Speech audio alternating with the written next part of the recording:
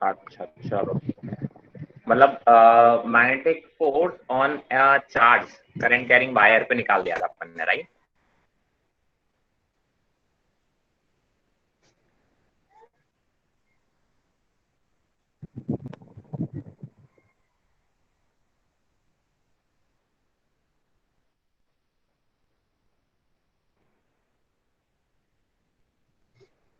हाँ भाई, क्या बोल रहे थे? Magnetic force on a current carrying wire हमने फाइंड आउट कर लिया था, right? Yes sir, IBL।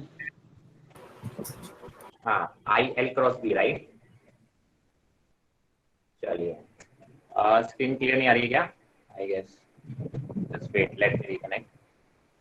Sir और जस्ट थोड़ा वेट, सा blur है। कोई बात नहीं, कोई बात नहीं, थोड़ा सा वेट वेट करो, शायद अपने आप से हो जाएगी। हाँ,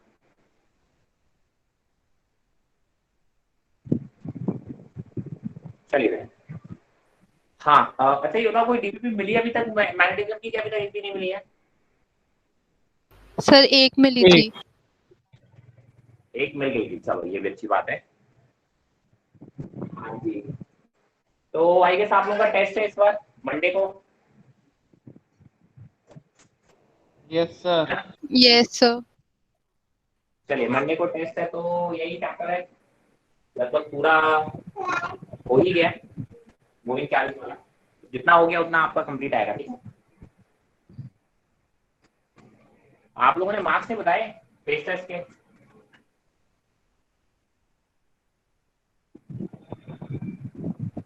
जरा स्कोर बताओ फेस टेस्ट में आपका सब्जेक्ट वाइज और टोटल कितना है, बताना जरा।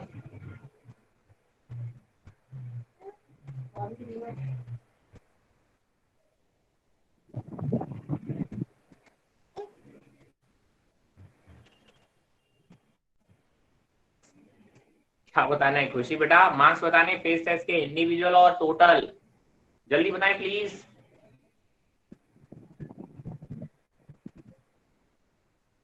एवरीवन, क्या हुआ, मार्क्स नहीं आए क्या?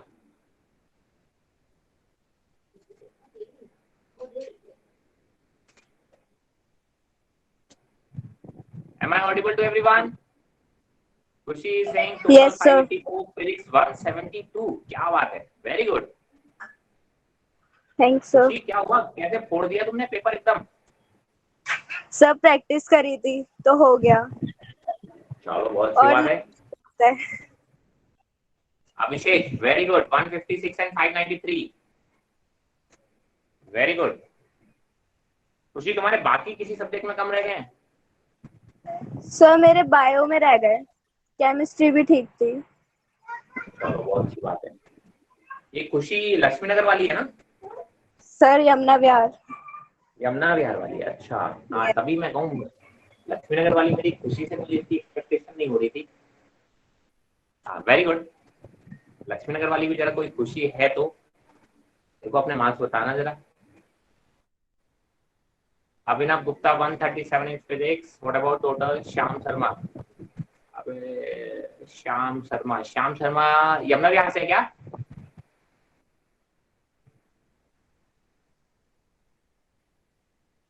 Okay, 160, very good. Daksh 145 and total 570, very good. Mayank Rajput 56, Mayank किस सब्जेक्ट में तुम्हारे कम रह गए, टोटल कम है?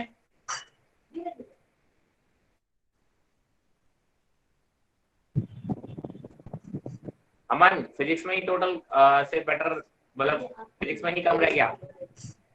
मयंक बायो में कम रह गया, बायो में भाई बढ़ाओ यार, ऐसे नहीं करो, सब में रिक्वायर्ड मार्क्स आने चाहिए। बाकी यार लक्ष्मी नगर के, ये अमन अमन पॉल है क्या? यस ये सर। अमन अमन पॉल था क्या? अच्छा, फिजिक्स में ही कम आते तेरे, बाकी सब में अच्छे किए तूने इस बार। चलिए बहुत अच्छी बात है कि बाकी सब में काफी अच्छे हैं। मालती देवी गुप्ता 116 फिजिक्स में, बेटा इतना फिजिक्स पढ़ाता है ऐसा लगता है कि पता नहीं कौन कौन सी बुक्स तू सॉल्व कर रखा है, और मार्क्स करे फिजिक्स में 116 ही रह गए। सर मैंने पढ़ाई नहीं करी थी उससे 2-3 दिन पहले। क्यों भाई, किसके लिए छोड़ दी थी पढ़ाई? क्यों? बोर्ड्स या नीट में भी लिख के आ जाएगा मैंने पढ़ाई नहीं सर की थी। उससे 1 दिन पहले ना बाबा जी को अटैक पड़ गया था, इससे मैंने कर नहीं पाई थी अच्छे से। अभी कैसे हैं? सर अभी तो अच्छे हैं। अभी तो अच्छे हैं। एक दिन के लिए बैठा हुआ था तू, एक दिन पहले के लिए है।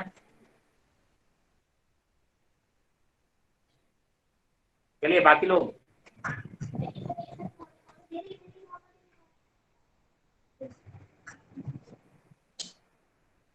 हाँ भैया, लक्ष्मी नगर वाले बच्चों के मार्क्स ही नहीं आ रहे हैं।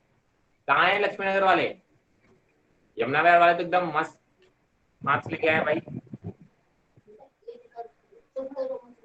Vanshika 126 in physics. ये कहाँ है ये? गरिमा, आयुषी, चैनिका, सेनोरिटा, कहाँ है ये लोग? चावला।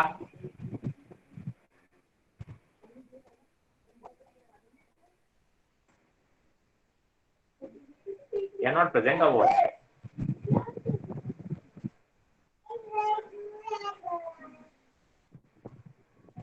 चैनिका बेटा मार्क्स क्यों नहीं आए अभी तक? धनजोत आपने के भी मार्क्स नहीं आए।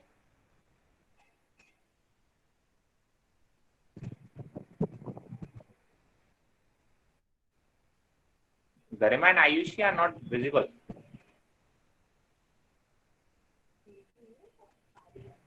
Chanika, am I audible to you? Yes sir. Why there are no marks?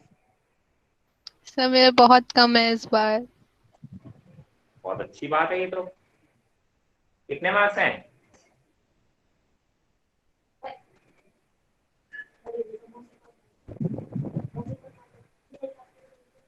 100 cross हुए फिजिक्स में कि नहीं हुए? No sir. वाओ। और इसका रीजन जान सकता हूं मैं? गरिमा 121 फिजिक्स। गरिमा फिजिक्स में कम रहे।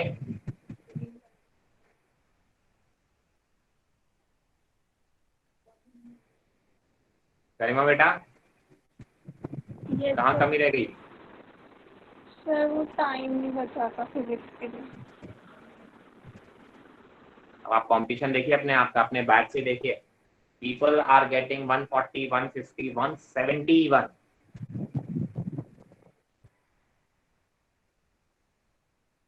कहीं ना कहीं कमी आ रही है प्रैक्टिस में, प्रैक्टिस बढ़ाएं प्लीज। चलिए देन आगे बढ़ते हैं। सो लास्ट क्लास में हमने बात की थी magnetic field due to a current carrying coil, right? ये करंट कैरिंग कॉइल था। विजिबल है ना सबको? इसकी एक्सिस पे हमने, अगर इसका रेडियस आर है और अगर इसको आई करंट है तो आप बोलोगे सर इस डायरेक्शन में आएगा मैग्नेटिक फील्ड। और वो वैल्यू कितनी है कोई बताएगा? Mu naught I R square upon कितना आएगा? R² + X², 3/2। यही था। चलिए आप बोलोगे कि सर अगर इसमें नंबर ऑफ टर्न्स n होती, ठीक है, तो आप बोलते हो कि सर इसमें n टाइम्स हो जाता है। अगर इस कॉइल में कई सारी टर्न होती, मैंने कहा सर अगर n नंबर ऑफ टर्न्स होती तो यही मैग्नेटिक फील्ड की वैल्यू आप कुछ ऐसा लिख देते। यहाँ पे n क्या हो गई? n यहाँ पे नंबर ऑफ टर्न्स हो गई। तो हर टर्न की वजह से मैग्नेटिक फील्ड आ जाएगा और total magnetic field will be the vector sum of all the coils, right? चलिए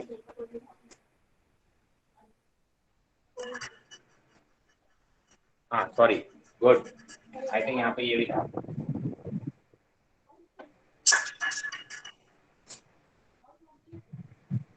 गोविंद आधी बातें बताएगा मुझे। हाँ भाई, तो देखिए एन नंबर ऑफ टर्न्स अगर आते हैं तो आप बोलेंगे इस तरीके से होगा। तो अगर मैं देखूं इसकी वजह से मैग्नेटिक फील्ड जो क्रिएट होंगी, राइट? मैग्नेटिक फील्ड जो क्रिएट होंगी अगर मैं यहाँ पे ड्रॉ करने की कोशिश करूँ तो मैग्नेटिक फील्ड कुछ ऐसी ड्रॉ होंगी।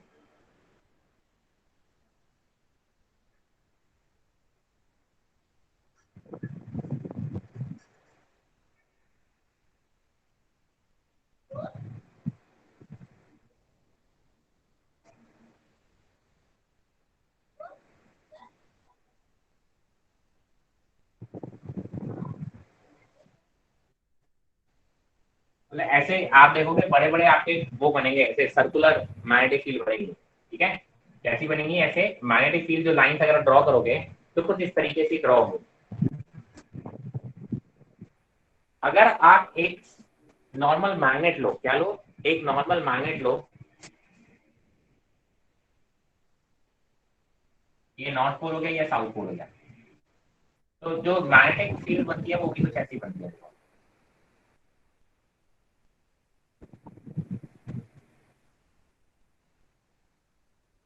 साउथ नॉर्थ पोल से निकलेंगी और साउथ पोल पे एंटर करेंगे, और अंदर देखोगे तो साउथ पोल से नॉर्थ पोल की तरफ है। अंदर कैसे जाती है? साउथ पोल से नॉर्थ पोल। अगर आप इसको देखो और ऊपर वाले को देखो, रिंग को देखो, तो आप देखिए मैग्नेटिक फील्ड लाइंस काफी सिमिलर सी दिख रही है। देखो तो आगे आप पढ़ोगे, आगे जाके डिटेल जब मैग्नेटिज्म पढ़ोगे तो आप देखोगे कि सर जो आपका मैग्नेटिक बेसिकली एक मैग्नेट होता है जिससे नॉर्थ पोल और साउथ पोल होते हैं, उसकी वजह से मैग्नेटिक फील्ड लाइंस कुछ ऐसी ड्रॉ होती है। और अगर आप अपनी कॉइल की बात करो तो कॉइल की वजह से मैग्नेटिक फील्ड लाइंस कुछ ऐसी ड्रॉ हो रही है। क्या दोनों में सिमिलरिटी दिख रही है? हाँ या ना? यहाँ ऐसी होगी मैग्नेटिक फील्ड लाइंस और यहाँ पे ऐसे एंटर करती होगी, यहाँ ऐसे होगी और यहाँ पे एंटर करती होगी। अरे दिख रही है या नहीं दिख रही है? हाँ या ना? Yes sir. Yes sir. ठीक है, इसको हम एक मैग्नेटिक डाइपोल बोलते हैं। जैसे इलेक्ट्रिक डाइपोल हुआ करता था, वैसे ही ये मैग्नेटिक डाइपोल। क्या ये? Magnetic dipole. डाइपोल दो इक्वल एंड ऑपोजिट पोल्स हो गए, जैसे वहां इक्वल एंड ऑपोजिट चार्जेस होते थे, separated by a certain distance, इनके बीच एक सर्टेन डिस्टेंस है, ठीक है। तो आप बोलते हो कि सर इसको हम एक मैग्नेटिक डाइपोल, एक मैग्नेट जो नॉर्मल मैग्नेट होते हैं नॉर्थ पोल साउथ पोल, ऐसे आप बोलोगे एक रेक्टेंगुलर पीस ले लो, उसको हम मैग्नेटिक डाइपोल बोलते हो, जिसमें नॉर्थ पोल और साउथ पोल होते हैं, ठीक है। आप बोलते हो कि सर बेसिकली आप इसको भी क्या कह सकते हो कि सर एक डाइपोल की तरह this circular current carrying ring is also behaving like a magnetic dipole। Magnetic dipole है तो आप बोलोगे सर एक मैग्नेटिक डाइपोल मूवमेंट भी डिफाइन होता है। क्या डिफाइन होता है? मैग्नेटिक डाइपोल मूवमेंट भी डिफाइन होता है। और करंट कैरिंग कॉइल के लिए अगर हम बात करें तो that is defined as IA। ऐसे ए यहाँ पे क्या होगा? Area vector. यहाँ पे ए क्या होगा? इसका एरिया वेक्टर। ठीक है, इसको हम बोलते हैं एम। यहाँ पर क्या है? एम यहाँ पर है magnetic dipole moment. Magnetic dipole moment.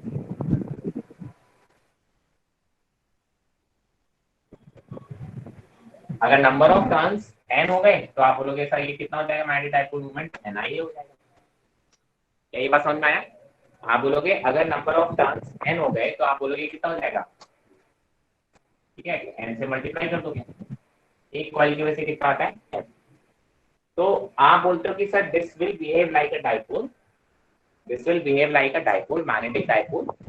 अगर आप यहाँ पे जरा देखिए, ये फॉर्मूला दिख रहा है, आप इसका स्क्रीनशॉट ले लो, मुझे ये जगह चाहिए।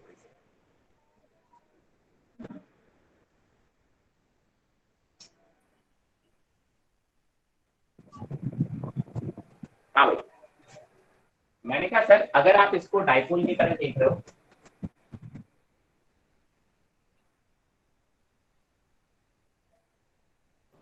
सर इसको यहाँ अगर पर डाइपोल, लिखने का क्या फायदा हाँ रहा? बोलो क्या हुआ? एरिया वेक्टर लिखने का कोई फायदा तो है नहीं है। क्यों नहीं है बेटा? एरिया वेक्टर लिखने का फायदा इसलिए क्योंकि मैग्नेटिक डाइपोल की जो डायरेक्शन होगी वो एरिया वेक्टर की डायरेक्शन में होगी, और एरिया वेक्टर हमेशा उस प्लेन के आउटवर्ड लेते हैं, ठीक है। आप बोलोगे कि मैग्नेटिक डाइपोल एक वेक्टर क्वांटिटी है और उसकी डायरेक्शन और एरिया वेक्टर की डायरेक्शन सेम होगी क्योंकि आई तो स्केलर है।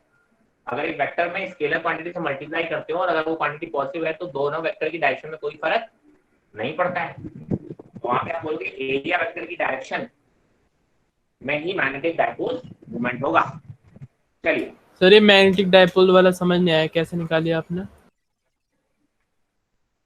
क्या नहीं समझ में आया ये पूछ रहे हैं, इसमें क्या नहीं समझ में आया? सर कैसे निकालिए? सर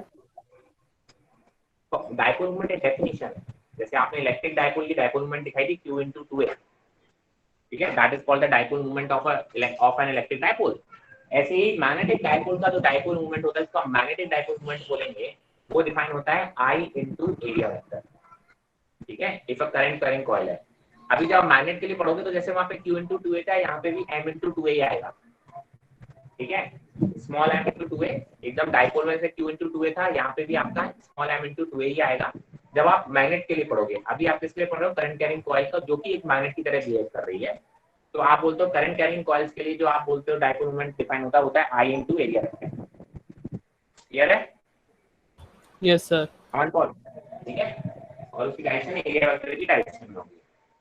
चलिए, मैंने कहा सर क्या देखो, अगर मैं इस कॉइल की बात करूं, देखो ये कॉइल आप ऐसे देख रहे हो, अगर इसमें करंट ऐसे फ्लो हो रहा है, करंट की डायरेक्शन कुछ ऐसी है, तो आप क्या बोलोगे? करंट की डायरेक्शन अगर ऐसी है तो देखो आपने डायरेक्शन निकालनी सीखी थी, तो इसमें मैग्नेटिक फील्ड की डायरेक्शन कैसी होगी? आउटवर्ड्स।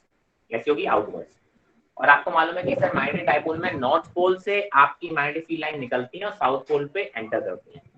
तो आप बोलोगे सो बेसिकली आप इसको देखोगे तो ये आपको कैसा दिखेगा? नॉर्थ पोल जैसा दिखेगा। ये देखिए, करंट की डायरेक्शन से रिप्रेजेंट करोगे तो आप बोलते हो कि इसको याद रखने का तरीका कुछ इस तरीके से होता है। अगर करंट की डायरेक्शन को आप इस कॉइल में ड्रॉ करने की कोशिश करो तो आपको कैसा दिखेगा? North pole. और कोई पीछे से दिख रहा होगा उसको साउथ पोल दिख रहा होगा, क्योंकि पीछे वाले को करंट की डायरेक्शन ऑपोजिट दिख रही होगी, या फिर आपके पास करंट की डायरेक्शन ऐसी दे रखी होगा। अब मैग्नेटिक फील्ड लाइंस आपके हिसाब से कैसे होंगी? आप बोलोगे sir magnetic field lines direction आपने देखी थी, कर्ल योर फिंगर से डायरेक्शन ऑफ करंट अगर thumb will show the direction of magnetic field. तो यहाँ पे मैग्नेटिक फील्ड कैसी अंदर आती हुई, यहाँ पे मैग्नेटिक फील्ड कैसी थी? बाहर आती हुई, और यहाँ पे मैग्नेटिक फील्ड कैसी? अंदर जाती हुई। तो आप बोलोगे सर अंदर कहाँ जाती है? साउथ पोल पे एंटर करती है। तो आप बोलते हो sir this will behave like a south pole. ठीक है, तो ये याद करने का तरीका भी इस तरीके से आप कह सकते हो कि सर अगर आपके पास कॉइल रखा है, आप कॉइल को एक तरफ से देख रहे हो, अगर उसमें एंटी क्लॉकवाइज आपको करंट जाता हुआ दिख रहा है तो उसमें आपको नॉर्थ पोल दिखेगा उस साइड से। That means the magnetic field lines will be coming outwards. और अगर उसमें करंट की डायरेक्शन, अगर उसमें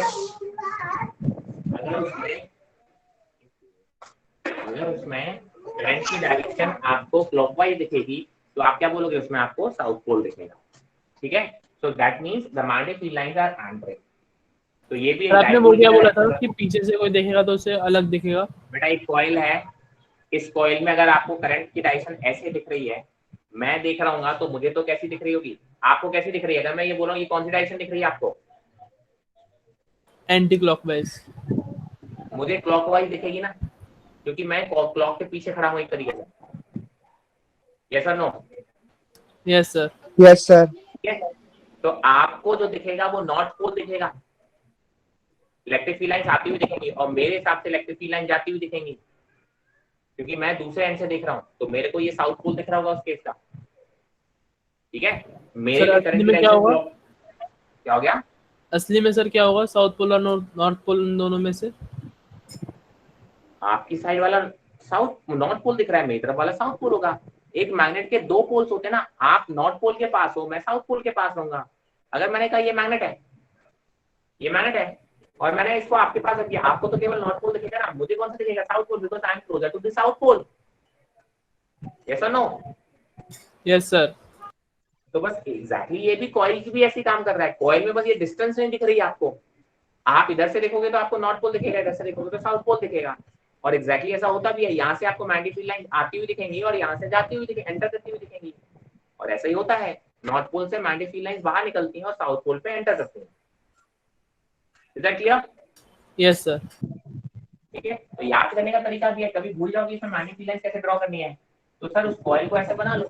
वैसे तो राइट हैंड थंब रूल आपको बता रखा है, नहीं बता रहे, भूल जाओ तो आप बोलोगे सर देख लो, इसमें एन बनाना पॉसिबल ही नहीं होगा, इसमें एस बनाना पॉसिबल नहीं होगा। करंट की डायरेक्शन में आप अगर आकृतियां बनाओगे तो ऐसी बनेगी, ये साउथ पोल जैसा दिखेगा, तो ये नॉर्थ पोल, ये थोड़ा एन जैसी फील आ रही है ना, इसको थोड़ा और स्ट्रेट कर दो, आप चाहो तो इसको थोड़ा सा और स्ट्रेट कर दो, आप बोलोगे एन जैसी फील देगा, ये तो पूरा एस जैसी फील देता ही है। अच्छा, मैंने कहा जरा देखो इसमें, ये देखिए यहाँ पे, अगर मैं इसमें पाई से मल्टीप्लाई कर दूं और पाई से डिवाइड कर दूं, ये हो जाएगा पाई आर स्क्वायर, मतलब एरिया हो गया, और ये आई है और ये एन है। तो बेसिकली आप क्या बोलोगे, नीचे क्या आ जाएगा, तो आप बोलोगे जो मैग्नेटिक फील्ड है वो कुछ ऐसा बन जाएगा, mu naught upon 2 pi N I into pi R square को मैं एरिया वेक्टर लिख दूं या एरिया लिख दूं सिंपली मैग्नीट्यूड वाइज, और नीचे हो जाएगा R square plus X square की पावर 3/4। किसी को कोई दिक्कत हो तो बोल दो सर।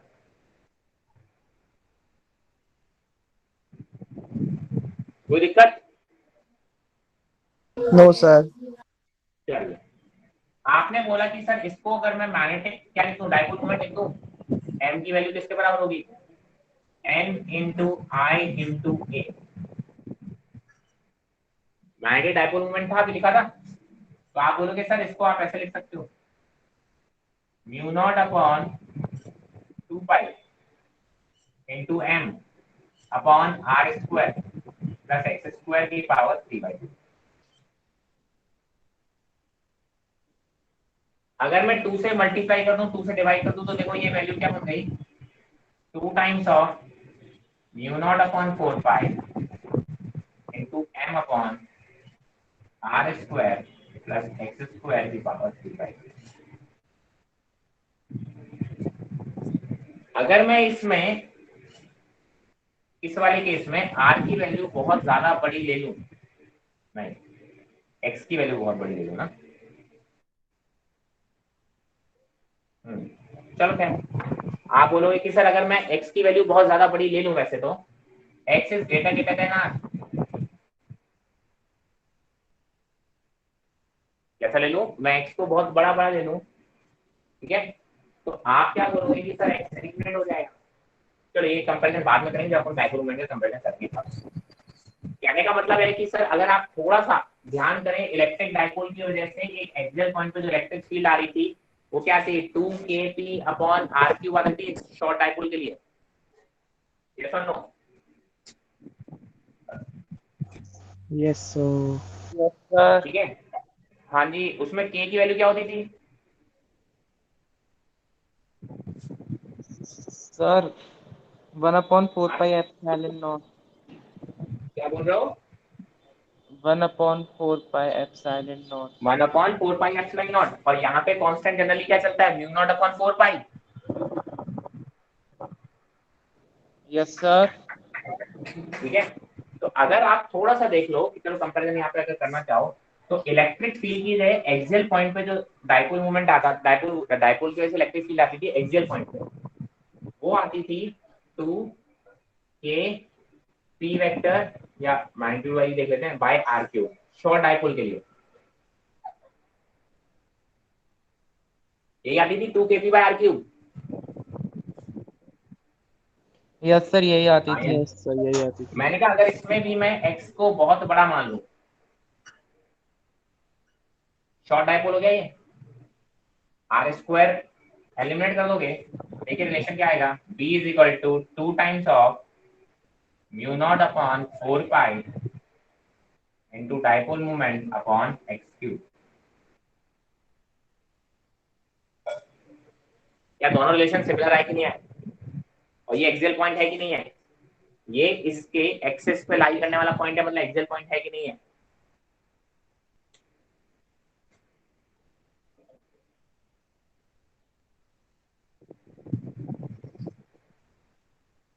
आया ना, ठीक है, तो फॉर्मूले भी सिमिलर पैटर्न पे ही आएंगे, जैसे डाइपोल मोमेंट की बात करेंगे, डाइपोल की वजह से एक्सियल पॉइंट पे आप मैग्नेटिक या इलेक्ट्रिक फील्ड की बात करोगे, तो आप क्या बोलोगे कि सर इनके जो फॉर्मूले आएंगे वो भी सिमिलर ही आएंगे। कोई दिक्कत, कोई नो सर। परेशानी, कोई शंका, इसका स्क्रीनशॉट लो एक बार। सर हम इसी इसी से कह सकते हैं कि जो सोलेनॉइड होती है वो एक बार मैग्नेट की तरह काम करती है। अभी सोलेनॉइड की बात ही कहाँ आई है, सॉलिड थोड़ी ना, सोलेनॉइड थोड़ी ना है। नहीं सर अगर हम प्रूफ करें तो। अरे अभी सोलेनॉइड जानते, अभी लोगों को पता ही नहीं सोलेनॉइड क्या होता है, कोई चीज प्रूफ करने के लिए पहले पता तो नहीं थी कि सोलेनॉइड है क्या, है ना, हमको सोलेनॉइड पता ही नहीं है, अभी हम सोलेनॉइड के बारे में बात कैसे करें, जब बात करेंगे तब बात करेंगे, है ना।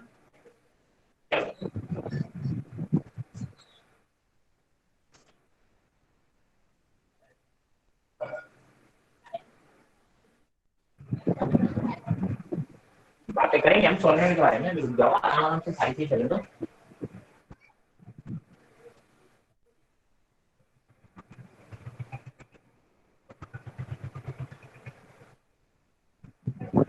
चलिए अब हम बात करेंगे एम्पियर्स सर्किटल लॉ।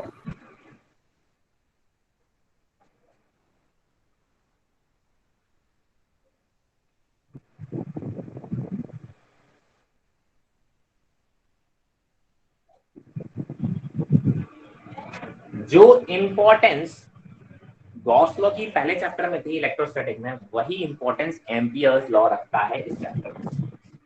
ठीक है, देखिए क्या बोलता है। उसने बोला कि सर वहां पे देखिए एक क्लोज्ड सरफेस एरिया लेते थे, याद है गॉस लॉ में हम क्या बोलते थे, the total flux through a closed surface area is equal to the q enclosed by epsilon naught। ये बातें यही करते थे अपन।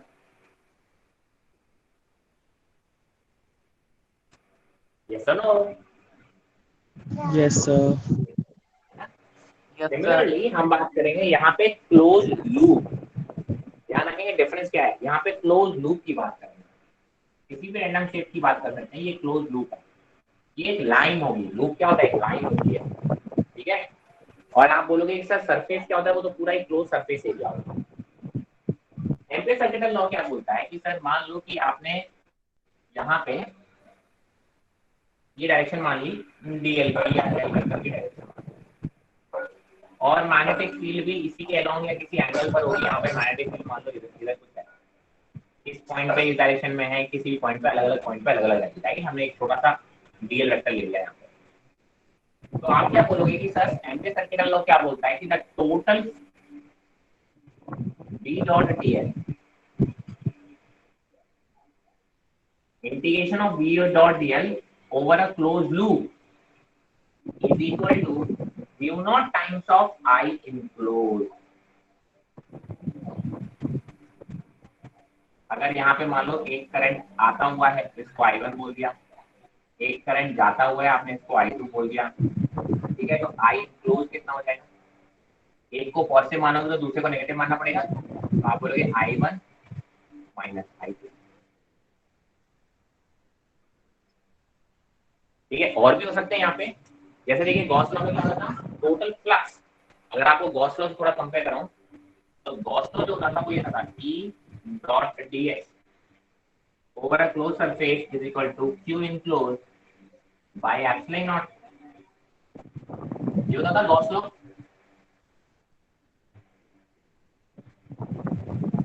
तो कैसे का याद आ रहा है भाई, है ना। तो आप क्या बोलते थे, इसी तरीके से यहाँ एम्पियर सर्किटल लॉ है। आप चाहो तो उसका स्टेटमेंट लिख लो वर्ब में, मैं बोल देता हूँ। इसको लाइन इंटीग्रल बोलते हैं, इसको सरफेस इंटीग्रल बोलते हैं, इसको लाइन इंटीग्रल बोलते हैं। राइट, एक लूप है ये, लिख लो इसको। सर इसमें एंगल भी एम्पियर लिखा जाएगा डीएल और बी के बीच में। बिल्कुल आएगा, कुछ ना कुछ एंगल आएगा ना, डॉट प्रोडक्ट है ना बेटा, कुछ ना कुछ एंगल हो सकता है ना। डॉट प्रोडक्ट है तो कुछ ना कुछ एंगल हो सकता है। बट जैसे गॉस लॉ में भी हम क्या करते थे, हम हमेशा ऐसा गॉसियन सरफेस चूज करते थे जहां पे angle between the E and D S is either 0 और 90 डिग्री। इसके अलावा और एंगल लेते थे हम अपनी अपनी सुविधा के लिए। सिमिलरली हम एम्पियर सर्किटल लॉ में भी हमेशा ऐसे ही लूप लेंगे जहां पे हर जगह मैग्नेटिक फील्ड या तो पैरेलल होगी, यानी एंगल 0 डिग्री होगा, या फिर 90 डिग्री होगा हमारी सुविधा के लिए। वो कुछ भी सकता है, इसमें कोई दो राय नहीं है। देख लो एम्पियर सर्किटल लॉ मैं लिख लो इसको। It states that the line integral को लाइन इंटीग्रल बोलते हैं इस पूरे, ये इंटीग्रल है, इंटीग्रेशन है किसका, b डॉट dl का, इसको लाइन इंटीग्रल बोलते हैं। the line integral of the magnetic field B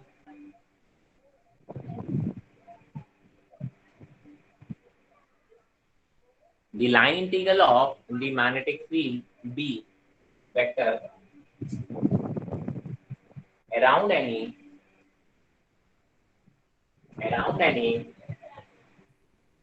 closed loop या closed circuit, कुछ भी लिख लो, around any closed circuit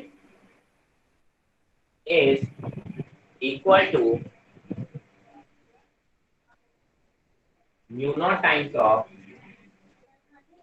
is equal to mu naught times of I enclosed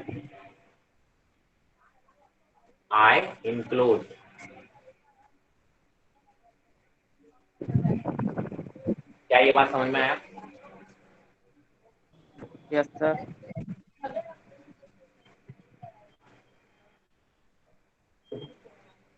चलिए सर,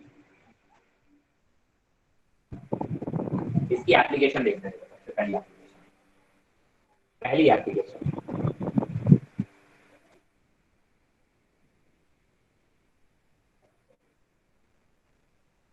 ठीक है, magnetic field due to infinite current carrying wire.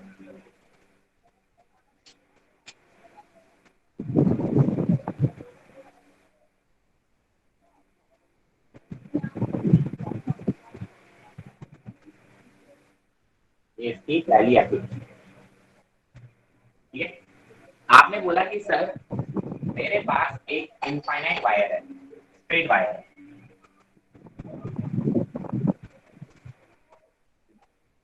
ठीक है।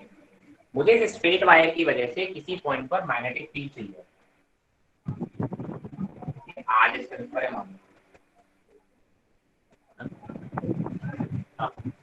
Magnetic field and due to this straight wire at this point we have to find out।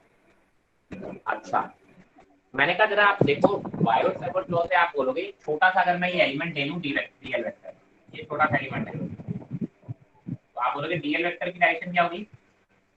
Current की direction में हम लेते हैं डीएल वेक्टर, और उसकी वजह से यहाँ मैग्नेटिक फील्ड निकालनी है, तो आप कैसे निकालोगे? देखो, आप बोलते हो डीएल वेक्टर चाहिए, तो डीएल वेक्टर की वजह से आप क्या निकालोगे?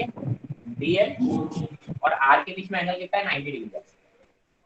डीएल और आर के बीच में एंगल कितना है? 90 डिग्री है।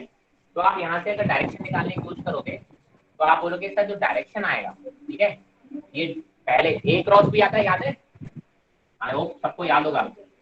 b इक्वल to mu naught upon 4 pi dv i dl sin theta by R square, यही था ना? और डायरेक्शन निकाल देते, ठीक है। डायरेक्शन निकालने का तरीका था ये डीएल और आर वेक्टर का क्रॉस प्रोडक्ट है। तो आप बोलोगे सर आई और आर इसके परपेंडिकुलर, तो देखो हम क्या देगा डायरेक्शन, तो यहाँ पे आप मैग्नेटिक फील्ड डायरेक्शन निकालोगे तो अंदर की तरफ आएगा। इनफैक्ट इस वायर के, आप ये एक वायर इनफाइनाइट वायर, आप इस पॉइंट पे निकालोगे तो मेरी तरफ आएगी, इस पॉइंट पे जाओगे तो टेंजेंशियल फिर आएगी। तो बेसिकली आप बोलोगे यहाँ पे जो मैग्नेटिक फील्ड आएगी वो इस तरीके से सर्कुलर आएगी। आप निकाल के देख लेंगे हर जगह कैसी आएगी? सर्कुलर आएगी। तो मैंने कहा सर सर्कुलर आएगी, ये तो मुझे मालूम है हर जगह पे, और आपने बोला मुझे इस पॉइंट पे निकालनी है, तो इस पॉइंट पे पास होता हुआ एक क्लोज लूप ड्रॉ कर लो। ये तो ड्रॉ कर लिया मैंने। इस क्लोज लूप की बात कर लो। इस क्लोज लूप में देखो, आप बोलते हो ये डायरेक्शन ले ली डीएल वेक्टर की, छोटे से डीएल वेक्टर की डायरेक्शन, और मैग्नेटिक फील्ड की डायरेक्शन भी देखो यही आएगी। मैग्नेटिक फील्ड की डायरेक्शन भी कैसी आएगी? ऐसे, इसे क्लोज लूप है ना, तो आप बोलते हो कि हर जगह, आप बोलते हो मैग्नेटिक फील्ड भी इससे कैसी होगी? लूप के अलॉन्ग ही होगी। क्या ये बात समझ में आ रही है? मैंने कहा सर आप अगर छोटे छोटे एलिमेंट की वजह से मैग्नेटिक फील्ड की डायरेक्शन निकालोगे तो इस लूप के टेंजेंशियल आएगी, और लूप की डायरेक्शन भी आपने क्या बोला? किसी एक डायरेक्शन में ले लिया, तो हमने मैग्नेटिक फील्ड की डायरेक्शन में ले लिया। तो आप क्या बोलोगे कि सर हर पॉइंट पे मैग्नेटिक फील्ड टेंजेंशियल है और डीएल वेक्टर भी टेंजेंशियल ही लेते हैं। तो आपने बोला हर पॉइंट पे बी और डीएल के बीच में एंगल कितना है? 0 डिग्री। कितना है? 0 डिग्री। तो आप क्या बोलोगे कि sir by ampere circuital law integration of B dot DL vector is equal to mu naught times of I enclose. ये एफ सर्किल लॉ बोल रहा है। अब जरा देखो, मैंने कहा सर ये जो लूप लिया है, सर्कुलर लूप लिया है, तो इसकी डिस्टेंस हर जगह आर ही होगी।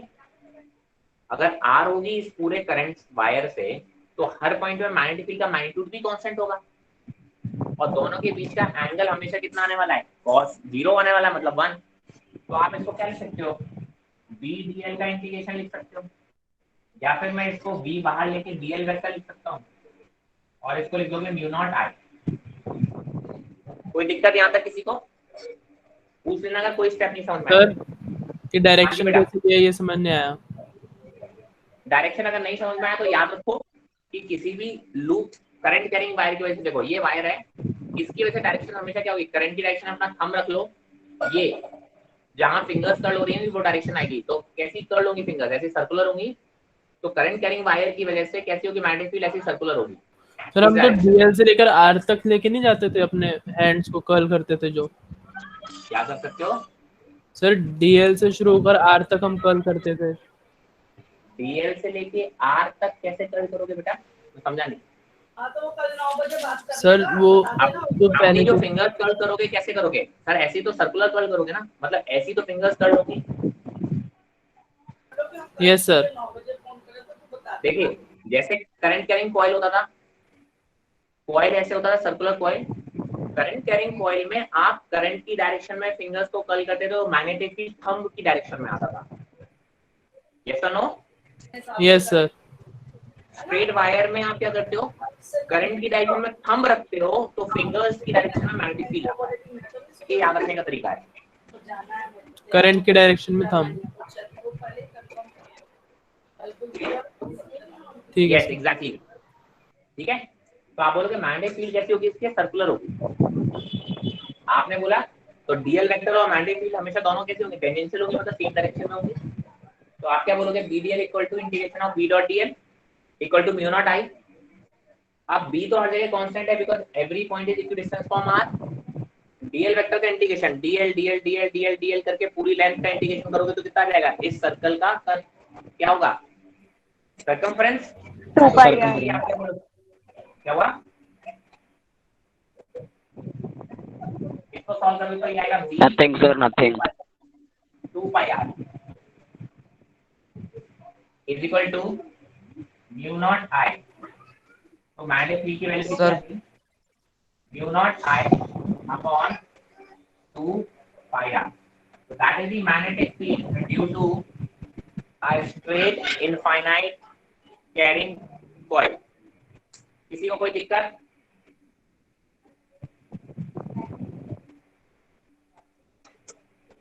सर ब्लर आ रही है स्क्रीन बहुत। गोविंद बेटा रीजन मार लो जल्दी से फटाक से।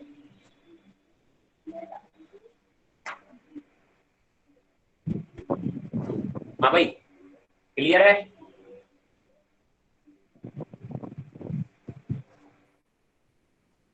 देख लो कोई स्टेप में अगर कोई डाउट हो तो।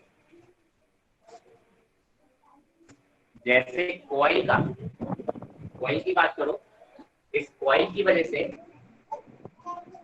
सर्कुलर कॉइल की वजह से जो आपने मैग्नेटिक फील्ड निकाला था सेंटर पे mu naught I upon 2 R, वो जितना यूजफुल होगा उससे कहीं ज्यादा ये वाला फॉर्मूला यूज होने वाला है। Magnetic field due to infinitely long current carrying wire will be equal to mu naught I upon 2 pi R, और direction will be along the circular coil. Right hand आप रखो, थंब रखोगे current की direction में, तो आप बोलोगे magnetic field आएगी इस डायरेक्शन में। अगर करंट की डायरेक्शन नीचे आएगी तो आप बोलोगे मैग्नेटिक फील्ड की डायरेक्शन कैसी आएगी, ऐसी आएगी। ठीक है, तो आप बोलोगे कि सर इस तरीके से आप डायरेक्शन निकाल सकते हो। कोई दिक्कत यहाँ तक? सर इससे सर्कुलर कॉइल के लिए नहीं निकाल सकते? अरे अभी जो बातें कर रहे हैं तो कर लिया करना है, इधर की बातें कर लो, उसके बाद जो बातें हैं वो सर ये तो समझ में आ गया। तो बस यही समझाना था मुझे अभी। ठीक है हाँ जी, तो इसका स्क्रीनशॉट ले लो, एक और एप्लीकेशन देखते हैं।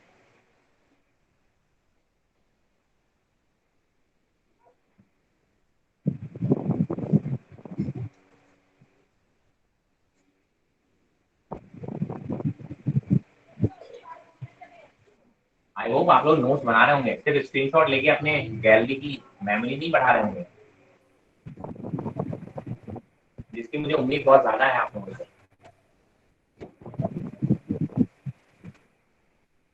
चलिए, मैंने कहा सर सोलेनॉइड,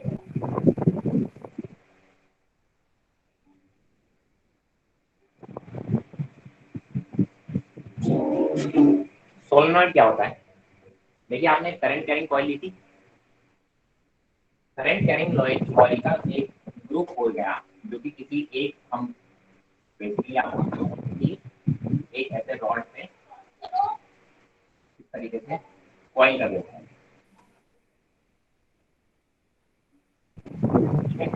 करंट ऐसे जा रहा होगा, इसी को हम सोलेनॉइड बोलते हैं। बहुत पास होंगी ये कॉइल, हम तो सिर्फ दिखाने के लिए इतना दूर से दिखा रहे हैं। अगर हम इसका क्रॉस सेक्शन है, क्या करें, क्रॉस सेक्शन ले, मैंने ऐसे बीच में को कट कर दिया, ये ऐसे हो रहा था, मैंने बीच में से कट कर दिया, तो वो देखिए कुछ ऐसा दिखेगा मुझे कटा हुआ, करंट यहाँ से जा रहा ना, आप बोलते हो यहाँ से देखो, ये वायर है, करंट जाता हुआ दिखेगा, ऐसा जाता हुआ दिखेगा, इस पॉइंट पे भी जाता हुआ, इस पॉइंट पे भी जाता हुआ, इस टाइप से, तो आपको यहाँ पे हर जगह करंट जाता हुआ दिखेगा।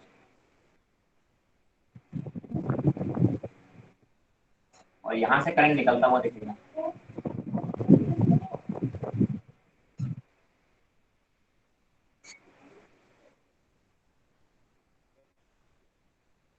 कहने का मतलब समझ लो, सर मान लो कि मैंने इसके ऊपर ऐसे कॉइलिंग कर रखी थी, मैंने बीच में से कट कर दिया, तो उसके दो पार्ट हो गए, सिलेंडर को ऐसे कट कर दिया, दो पार्ट हो गए, इसमें कटा हुआ पार्ट है, तो कॉइल ऐसे कट गई, तो आप बोलोगे यहाँ पे जो कॉइल इधर से इधर ऐसे आधे आधे कॉइल दिखेंगे, तो ये जो कॉइल आने वाले का हिस्सा था तो इसमें करंट जाता हुआ दिखेगा आपको, और नीचे से आने वाले कॉइल का हिस्सा था तो इसमें आपको आता हुआ दिखेगा, आधा बीच में से कट अलग कर दिया, क्रॉस सेक्शन दिखा रहा हूँ मैं आपको, ठीक है। तो आप क्या कर रहे हो, करंट की वैल्यू कितनी है, हर एक से आई करंट फ्लो हो रहा है, तो इसमें जो मैग्नेटिक फील्ड होती है, देखो ये बेसिकली क्या है, कॉइल्स है, कॉइल्स में आपको पता है मैग्नेटिक फील्ड कैसी होती है, इस तरीके से बड़े बड़े लूप बनाते हैं हर कॉइल के, तो उसमें क्या होता है कि सर ये मैग्नेटिक फील्ड कुछ ऐसे ड्रॉ होती है,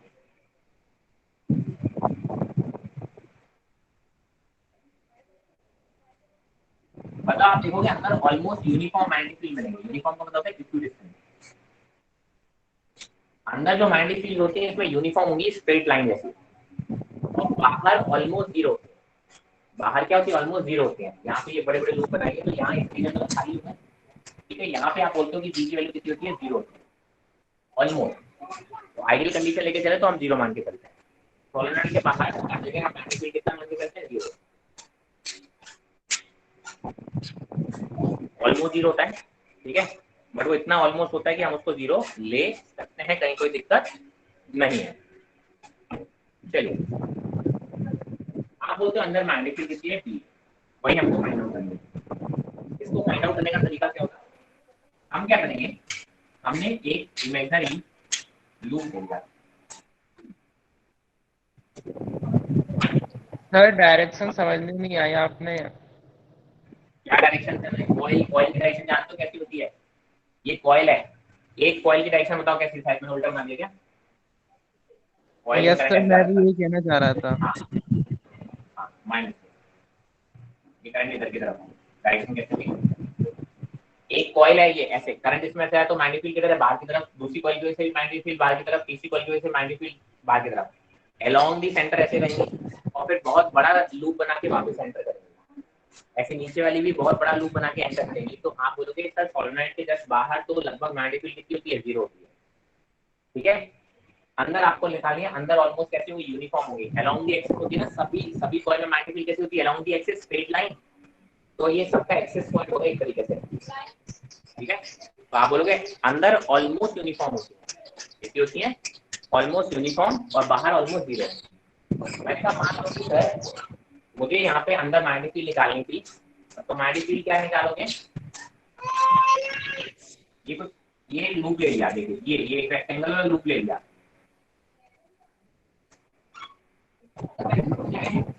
इसका नाम रख दिया मैंने A, B, C और D, आपने बोला इस लूप से मुझे क्या चाहिए, integration of B dot DL चाहिए।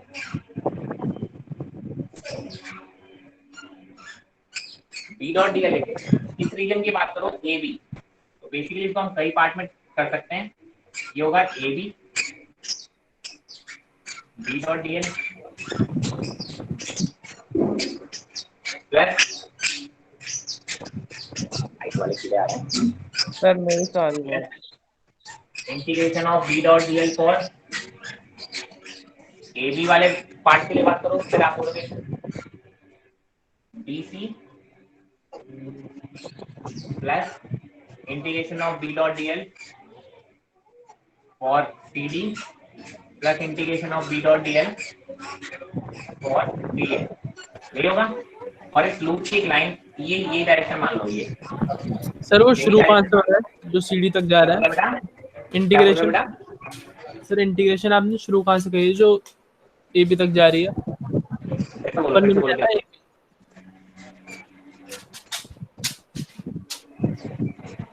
अमन, मैं आपको क्वेश्चन नहीं समझ पा रहा हूँ, फिर से बोलो जरा। सर जो आपने ए बी लिया है वो इंटीग्रेशन की अपर लिमिट लिया ना? ये पूरा एक रेक्टेंगल लिया मैंने, इस पूरी रेक्टेंगुलर लाइन के अलोंग मुझे टोटल बी डॉट डीएल निकालना है। तो मैंने पहले ए बी लाइन के अलोंग निकाला, फिर बी सी लाइन के अलोंग निकाला, सी डी के अलोंग निकाला और डी के अलोंग निकाला और सबको ऐड कर दिया। ऐसे तो करोगे आप भाई ना? जो सर भाई मुझे हम ए बी की वैल्यू क्या लेंगे? अमन आपकी मेरे को आवाज नहीं आ रही है, फिर से बोलिए। सर मैं कह रहा हूँ ए बी की वैल्यू कहाँ पे रिप्लेस करेंगे हम? ये डीएल इंटीग्रेशन हो गया तो ये लेंथ आई ना, ये भी इंटीग्रेट हो गया। Okay sir. डीएल क्या है? डीएल डीएल डीएल डीएल करके पूरी लेंथ आएगी, ए बी इंटीग्रेट करोगे तो। Yes sir. तो ए बी लेंथ आएगी नहीं आएगी? समझ गया सर। ऐसे बी सी आएगा। मैंने कहा सर इसकी लेंथ ए मान लो और वेट को बी मान लो, स्मॉल ए और स्मॉल बी मान लो लेंथ को। अब जरा देखो यहाँ पे मैग्नेटिक फील्ड देखो, इस डायरेक्शन में यहाँ मैग्नेटिक फील्ड ए बी के अलोंग है, पूरे में मैग्नेटिक फील्ड ए बी के अलोंग है। तो आप बोलोगे ए बी और मैग्नेटिक फील्ड के बीच में एंगल कितना है? 0 डिग्री। तो पहले के लिए तो आप क्या लिख दोगे, बी डॉट डीएल को डॉट हटा के डीएल cos 0। ये ए बी के लिए बात कर रहा हूँ, किसके लिए बात कर रहा हूँ मैं? ए बी के लिए बात कर रहा हूँ। दूसरे केस में देखो ये वाली लाइन की बात करो, यहाँ पे जो डीएल वेक्टर है या आप बोलोगे बीसी की जो डायरेक्शन है वो इधर की तरफ है, जबकि मैग्नेटिक फील्ड किधर है? इधर की तरफ है। इस डायरेक्शन मैग्नेटिक फील्ड है, दोनों के बीच में एंगल कितना है? 90 डिग्री। तो cos 90 कितना होता है? 0। तो ये 0 हो जाएगा। इस वाले रीजन में मैग्नेटिक फील्ड इधर की तरफ है और डीएल वेक्टर नीचे की तरफ है। तो आप बोलोगे सर दोनों के बीच में एंगल कितना है? 90 डिग्री। तो cos 90 कितना हो जाएगा? 0। सीडी के केस में आप बोलोगे सर यहाँ पे सीडी की डायरेक्शन इस डायरेक्शन में, पूरे लूप की डायरेक्शन डिफाइन की है और यहाँ पे मैग्नेटिक फील्ड की डायरेक्शन में बताया कोई सीडी के अलावा मैग्नेटिक फील्ड की डायरेक्शन में सर 180 डिग्री। सर ऑलमोस्ट 0 है। क्या? ऑलमोस्ट 0। 180 डिग्री नहीं बेटा, यहाँ मैग्नेटिक फील्ड 0 है। बोला ना outside the solenoid magnetic field कितनी है? 0। तो ये वाला टर्म वैसे ही हो गया क्योंकि मैग्नेटिक फील्ड कैसी है? 0 है। और इस वाले केस में इधर तो 0 है, इस वाले पोर्शन में मैग्नेटिक फील्ड अगेन cos 90 की वजह से 0 हो गया। तो ये सारे टर्म कैंसिल हो गए। क्या ये बात समझ में आया? देख लो क्यों मैंने कैंसिल किए। यहाँ मैग्नेटिक फील्ड 0 है तो सीडी वाला इससे 0 हो गया। यहाँ और यहाँ मैग्नेटिक फील्ड और डीएल वेक्टर में एंगल 90 डिग्री है इसलिए 0 हो गया। तो बेसिकली आपका बचा है केवल बी डीएल cos 0। ठीक है, integration of total B dot DL चाहिए था।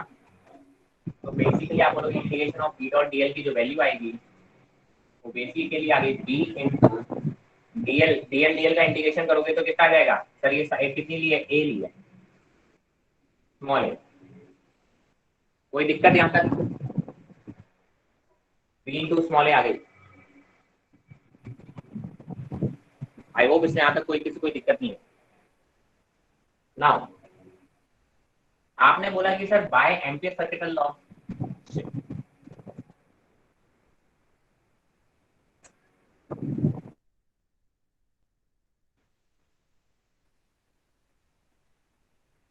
Bye ampere circuital law B dot D L कितना होता है, नॉट आई इंक्लोज। अच्छा मैंने कहा इस लूप में कितना आई इंक्लोज है, जरा देखो ये वाले वायर का आई, ये वाले वायर का आई, ये वाले वायर का आई, ये वाले वायर का, जितने वायर इसमें से पास हो रहे हैं उतने वायर का करंट इसके अंदर इंक्लोज है। जितने भी वायर इसके अंदर से पास हो रहे हैं उतने वायर का करंट इसमें इंक्लोज है।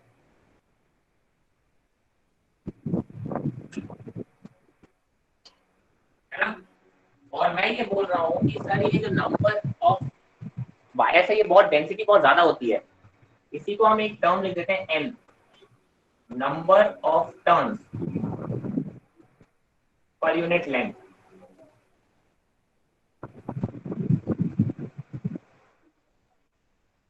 Small N per unit length में यहाँ पे जो टर्न्स है वो कितने हैं, स्मॉल एन। ठीक है, तो आप बोलोगे अगर एक यूनिट लेंथ में कितने टर्न्स आ जाते हैं, एन टर्न्स आ जाते हैं, तो बताओ कितनी लेंथ में कितने टर्न्स आ जाएंगे। आप बोलोगे एन इंटू एल। एक वायर में करंट कितना है, स्मॉल आई, तो जितने टर्न्स होंगे उतना करंट हो जाएगा। ठीक है, तो आप बोलोगे सर, हाँ बोलो बोलो। सर समझ में आ रहा है। आ रहा है, अच्छा तो आप बोलोगे सर इसमें जो सर इंक्लूड थोड़ी देर करेंगे पहले हमने जो कैपिटल एल लिया था, कैपिटल एन लिया था सर, नंबर ऑफ टर्न्स वाला। ये नहीं sir, N N capital N capital N होता है टोटल नंबर ऑफ टर्न्स और ये स्मॉल एन है total number of turns per unit length. अगर आप बोलते हो एक यूनिट लेंथ में एन टर्न्स हैं तो 10 यूनिट पे कितने हो जाएंगे, 10 से मल्टीप्लाई कर दोगे तो एन कैपिटल एन की वैल्यू अगर निकालोगे 10 में तो आप बोलोगे 10 इनटू स्मॉल एन हो जाएगी। कैपिटल एन देता है total number of turns. Sir यहाँ पर लेकिन हमारी इन्फिनाइट है ना उसकी लेंथ, बहुत सारे हैं इसलिए हम टोटल नंबर नहीं निकाल पाते, राइट, इसलिए हमने number of turns per unit length निकाल देते हैं। इनफाइनाइट तो नहीं बोलते बट बहुत ज्यादा है। तो आप बोलते हो कि सर इनक्लोज देखो एक वायर में कितना है, स्मॉल आई है, कितने वायर इसमें इनक्लोज हैं, कितने वायर इनक्लोज है वो निकालना है। तो आप क्या करोगे, स्मॉल एन इनटू इसकी लेंथ, मतलब कितनी थी, एक, this is the number of turns जो कि इतने पोर्शन में इंक्लूड होगी। Number of turns per unit length into length of this portion. आप बोलते हैं इस पोर्शन की लेंथ कितनी है, स्मॉल ए, तो आप बोलोगे total number of turns is small n into A और हर एक टर्न का करंट कितना है, आई। तो ये हो जाएगा integration of B dot DL. ये हो जाएगी इक्वेशन नंबर सेकंड। 1 और 2 को इक्वेट कर दो।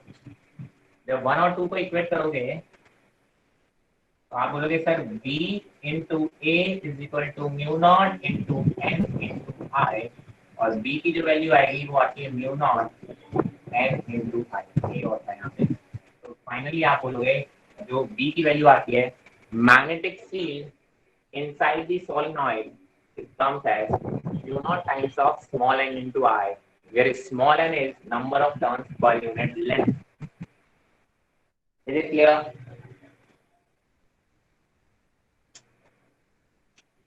एक एक स्टेप गो थ्रू करें प्लीज, कोई डाउट हो तो पूछ लें। अब आपको ये फॉर्मूला याद रखना है।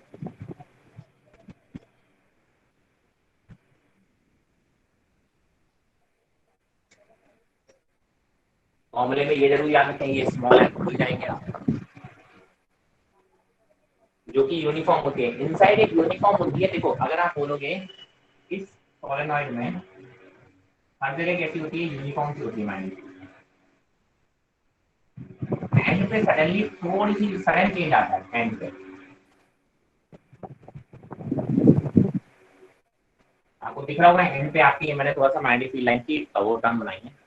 अगर कोई एंड पे पहुंचा, देखो यहाँ तक ऑलमोस्ट सेम है, जैसे आप एंड पे पहुंचते हो सडनली क्या होता है एंड, ठीक है, B at end, mu naught N I by 2 हो जाता है, सडन चेंज होता है। ये सिर्फ डेटा आपको याद रखना है। अब नीट कभी पूछे तो पूछे, वरना जनरली बातें करते हैं, ठीक है। बोर्ड में तो कभी नहीं पूछेंगे, नीट अगर कभी शायद पूछ ले। आप तो ये मान के चलिए कि सोलेनॉइड में हम मानते हैं अंदर मैग्नेटिक फील्ड कैसी है, यूनिफॉर्म है, इसलिए पैरेलल स्ट्रेट वायर्स और स्ट्रेट लाइन पर मैग्नेटिक फील्ड एकदम एंड तक पहुंचा, एंड पे सडन चेंज हो जाता है, सडनली डिक्रीज हो जाती है वैल्यू और हो जाती है mu naught N I by 2 हो जाती है। सेंटर में हर जगह आप निकालोगे तो वैल्यू आती है म्यू नॉट एन आई।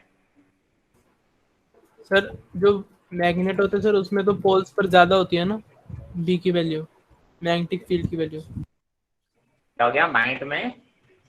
सर मैग्नेट के तो पोल्स में उसकी ज्यादा होती है ना पावर मैग्नेटिक फील्ड की। पोल ये मैग्नेट के अंदर का पोर्शन है बेटा, ये मैग्नेट के बाहर तो देखिए वैसे मैग्नेटिक फील्ड लाइन दूर दूर हो गई और यहाँ पे तो ऑलमोस्ट जीरो भी हो गया। नहीं सर पोल्स पे कह रहा हूँ। मैं वही कह रहा हूँ, ये भी यहाँ पे भी पोल्स पे ज्यादा है। आप मैग्नेट के बाहर देखेंगे ना तो देखिए मैग्नेटिक फील्ड लाइन यहाँ दूर दूर हो गई। एक्चुअली ये अभी मैग्नेट से ही तो काम कर रहा है, solenoid is nothing but a magnet. ये मैग्नेट के अंदर वाला पोर्शन है, एक जगह नॉर्थ दिख रहा है साउथ पोल। अब यहाँ से जो मैग्नेटिक फील्ड लाइन निकल रही है तो यहाँ पे बहुत डेंसिटी ज्यादा होगी और जैसे से आप दूर जाओगे मैग्नेटिक फील्ड लाइन की डेंसिटी कैसी हो जाएगी, बहुत कम हो जाएगी। तो ऑब्वियसली पोल्स पे ज्यादा होगी, पोल से जैसे दूर जाओगे। अंदर की बात कर रहा हूँ मैं, अंदर ऐसा नहीं होता वहां पे कि पोल्स पे ज्यादा होगी और अंदर कम होगी, ठीक है। आप क्या बोलोगे कि पोल्स पे भी, आप बोलोगे पोल्स पे या अंदर मैग्नेट अगर एक यूनिफॉर्म शेप एंड साइज की होगी तो हर जगह कैसी होगी, हर जगह कैसी होगी, यूनिफॉर्म होगी। क्लियर है? सर जो हमने छोटा सा पोर्शन लिया था उसके एंड पे हमने बात करी है। क्या बोल रहे हो? सर जो हमने छोटा सा पोर्शन यहाँ पर लिया था उसके एंड पर आपने बात करी है। हाँ, मैं तो इस डाइपोल के अंदर से एंड की बात कर रहा हूँ बेटा, आप समझ नहीं रहे हो। ये मैग्नेट है, आप जो बात कर रहे हो मैग्नेटिक फील्ड के बाहर की और पोल्स की कंपैरिजन कर रहे हो। मैं इनके अंदर की बात कर रहा हूँ, इस मैग्नेट के अंदर मैग्नेटिक फील्ड कैसी है, यूनिफॉर्म है, यहाँ तक एकदम एंड पे आते हैं और एंड पे सडनली क्या हो जाती है, मैग्नेटिक फील्ड लाइंस और कम हो जाती है अंदर के रिस्पेक्ट में। बाहर तो मैग्नेटिक फील्ड और कम है, पोल्स के कंपैरिजन में बाहर मैग्नेटिक फील्ड कम है, तो बाहर से कंपैरिजन तो पोल्स में मैग्नेटिक फील्ड बहुत ज्यादा है। मैं अंदर की बात कर रहा हूँ बेटा, फिर से बोल रहा हूँ, मैं मैग्नेट के अंदर की बात कर रहा हूँ, मैग्नेट के बाहर की बात नहीं कर रहा हूँ। Okay sir. ठीक है, आप कंफ्यूज हो रहे हैं। पोल्स पे तो magnetic field lines as compare to any other point in the surrounding they are very high. ठीक है, मैं अंदर और पोल्स की बात कर रहा हूँ, अंदर और पोल्स की बात कर रहा हूँ। मैग्नेट के अंदर, सोलेनॉइड के अंदर, solenoid is also behaving like a magnet. Basically है क्या, आपने बोला कि सर एक कॉइल होती है, मैंने कहा कॉइल भी कैसे बिहेव करती है, एक मैग्नेट डाइपोल की तरह बिहेव करती है। यहाँ पे वही कई सारी कॉइलें बना के, जो लेंथ मिसिंग थी ना साउथ पोल और नॉर्थ पोल के बीच में, एक कॉइल में सर साउथ पोल और नॉर्थ पोल, एक साइड से साउथ दिख रहा है, दूसरी साइड से नॉर्थ दिख रहा है, बीच में कोई लेंथ नहीं दिख रही ना। अभी आपने क्या किया, एक के ऊपर कई सारे कॉइल्स ऐसे पास पास इसको कॉइल कर दिए। अब क्या करोगे, एक साइड से नॉर्थ दिखेगा, एक साइड से साउथ दिखेगा और बीच में गैप भी दिखेगा। अब ये प्योर डाइपोल की तरह काम करने लगेगी, मैग्नेट की तरह, जिसको अपन सोलेनॉइड बोलते हैं। It is basically temporary magnet as well. जो इलेक्ट्रोमैग्नेट होती है वो क्या है, सोलेनॉइड होती है। जब तक इसमें करंट फ्लो होगा तब तक ये मैग्नेट की तरह काम करेगा, और जैसे इसमें करंट फ्लो बंद हो जाएगा तो आप बोलोगे कि सर ये मैग्नेट की तरह काम नहीं करेगा, and that's why it is called electromagnet. It is used as electromagnet. Govind, आप समझ में आ गया क्यों हम इसको डाइपोल की तरह बोलते हैं? Yes sir. तो आने दिया करो चीजों को यार, पूछने की जरूरत ही नहीं पड़ेगी। सही है, कोई दिक्कत इसमें सोलेनॉइड में? ये डेरिवेशन इंपॉर्टेंट है, ये भी कभी कभी पूछे जाते हैं बोर्ड्स में। बोर्ड्स के लिए मैं अभी आपको फिर से बोले दे रहा हूँ, अरिहंत का previous year question, chapter wise question का एक बुक आता है, अगर मार्केट में आ गया हो तो ले लेना। जैसे जैसे चैप्टर होते जा रहे हैं, आप सारे सब्जेक्ट के लिए ले सकते हो, जैसे जैसे चैप्टर होते जा रहे हैं वैसे वैसे साथ में उसके प्रीवियस क्वेश्चंस लिख तैयार करने की कोशिश कर दो। बोर्ड्स के लिए अलग से कुछ पढ़ने की जरूरत नहीं होगी। जब बोर्ड्स के लिए दिसंबर में आप, बाकी लोग बोर्ड के लिए तैयारी कर रहे होंगे, तब आप नीट के लिए तैयारी कर रहे होंगे। क्योंकि आप बोर्ड्स की प्रिपरेशन साथ साथ करते चलोगे, ठीक है। कुछ भी नहीं करना है। आर्यन का प्रीवियस 10 और 15 इयर्स का चैप्टर वाइज सीबीएसई का एक बुक आता है, हर सब्जेक्ट का आता है, उसके जितने भी क्वेश्चन हैं 50 क्वेश्चन करीब होते हैं हर चैप्टर में, और उसमें से ये मान लो 30 तो रिपीटेड होते हैं, मतलब ओवरऑल उन 20 क्वेश्चंस को लिख के तैयार कर लो बस। बोर्ड की तैयारी हो गई, कुछ भी अलग से नहीं करना है आपको बोर्ड्स के लिए। चीजें समझने वाली यही है, अगर आपको समझ में आ गया तो डेरिवेशन वगैरह करने में बहुत बड़ा टाइम नहीं लगेगा, बस वहां पे लैंग्वेज वगैरह लिखना सीख लो, ठीक है। क्या होगा, वीडियो ब्लर हो गया क्या? Yes sir. Yes sir. तो वेट करें कि रिजॉइन करूं? Just wait for few seconds. एक अगर ये मिनट। अपने आप से हो जाता नहीं तो फिर मैं रिजॉइन कर लूंगा। I think it's getting better. Clear है? सर क्लियर हो गया सर। हो गई सर। हो जाता है कभी नेटवर्क का कंफ्यूजन आ जाता है। चलिए, कोई दिक्कत?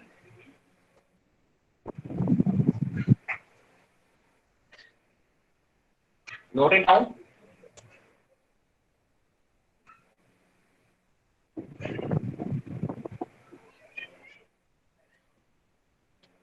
मतलब स्क्रीनशॉट ले लो इसका।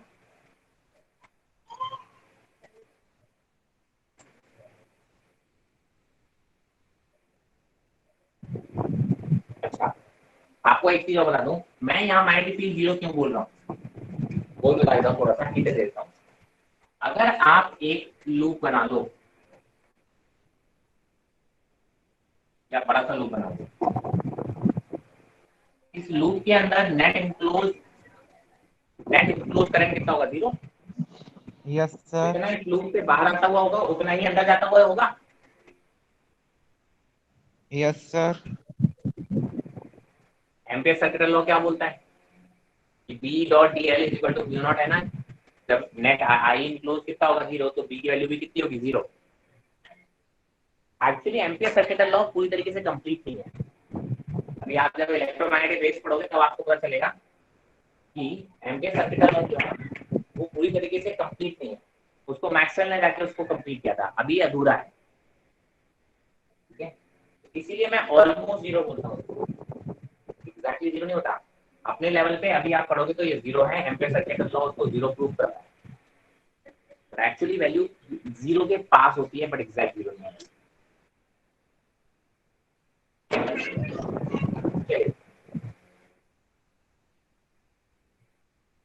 कोई अगर बोले कि सर यहाँ magnetic field outside solenoid is 0 prove करो, तो एम्पियर सर्किट लॉ से प्रूव कर सकते हो।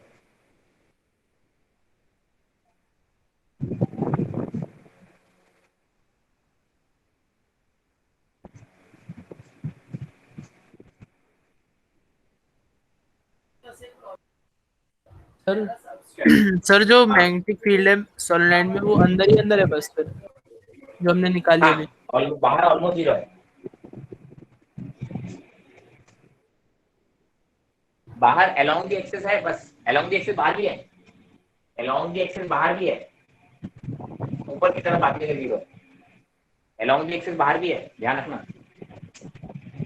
सर क्या मतलब सर, बाहर भी और अलोंग द एक्सिस? अरे along the axis, along the axis, ये जो सोलेनॉइड है मैग्नेटिक फील्ड बाहर ऐसे बस इस रीजन में आपके बाहर भी रहेगी।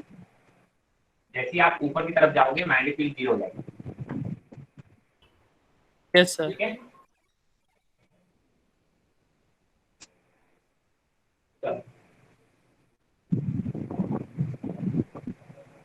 हाँ। सिमिलरली सोलेनॉइड की तरह एक और कॉन्फ़िगरेशन होता है, इसको बोलते हैं टॉरॉइड। इस सोलेनॉइड को उठा के एक सर्कुलर में कन्वर्ट कर दो बस। सोलेनॉइड को घुमा के क्या बना दो? एक सर्कुलर सोलेनॉइड बना दो बस। ये रॉड को ऐसे ले, एक रॉड था, उस रॉड को, स्ट्रेट रॉड को आपने ऐसे ले लिया और ये इस तरीके से ही कॉइल।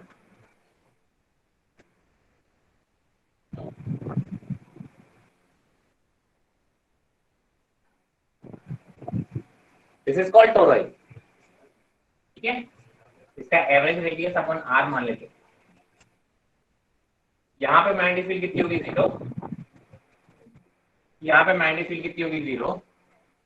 और अलोंग दी एक्स, ये यहाँ पे आप मैग्नेटिक फील्ड निकालोगे तो इस डायरेक्शन में ऐसे सर्कुलर आएगी और ये मैग्नेटिक फील्ड की वैल्यू जो होगी वो जैसे आपने सॉलिनॉइड निकाला था एग्जैक्टली वही होगी।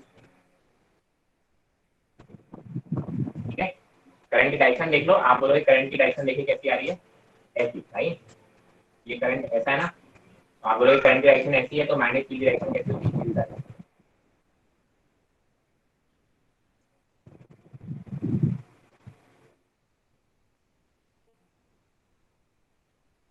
यहाँ पे मैग्नेटिक फील्ड लाइन ऐसी होंगी। यहाँ क्यों 0 है, आप बोलोगे सर एक एम्पीयर का सिग्नल बना लो, इस रीजन में कोई करंट नहीं है, इस रीजन में कोई भी करंट नहीं है तो यहाँ भी 0 होगा। ऐसे ही अगर आप सर्किटल एक बाहर बना लोगे तो उसमें भी नेट करंट कितना आ जाएगा, 0। ठीक है, तो आप बोलोगे बाहरी मैग्नेटिक फील्ड 0 हो जाएगा। अगर आप यहाँ पे आधा पोर्शन काउंट करोगे और आधा पोर्शन काउंट नहीं करोगे लूप में, तो आप बोलोगे तब यहाँ पे करंट कैंसिल आउट नहीं हो रहा होगा, तो आप बोलोगे सर अलोंग दी जो रॉड है वहां पे मैग्नेटिक फील्ड 0 नहीं होगा, वहां पे कोई ना कोई मैग्नेटिक फील्ड रहेगा और वो ऐसे सर्कुलर मैग्नेटिक फील्ड होगा। जैसे सॉलिनॉइड में क्या था, मैंने कहा अलोंग दी एक्सिस थी ना मैग्नेटिक फील्ड, कैसी थी अलोंग दी एक्सिस, अभी भी अलोंग दी एक्सिस ही है, बस आपने क्या कर दिया सॉलिनॉइड को घुमा के एक सर्कुलर बना दिया तो एक्सिस भी ऐसे सर्कुलर हो गई है ना, घूम गई। तो आप बोलोगे इसका magnetic field will remain the same, formula will remain the same, only the configuration is changed, so now it is called toroid। solenoid को आप इसको क्या बोलते हैं, इस फॉर्मेट को toroid बोलते हैं, right? आपको इसमें सिर्फ इतना ही फॉर्मूला पता करना है, अंदर 0 बाहर 0, और इस मेटल जो रॉड है इसके ऊपर आपने कॉइलिंग कर रखी है उसमें आप बोलोगे magnetic field duality theory mu naught n I, where n is number of turns per unit length, and यहाँ पे क्या है number of turns per unit length।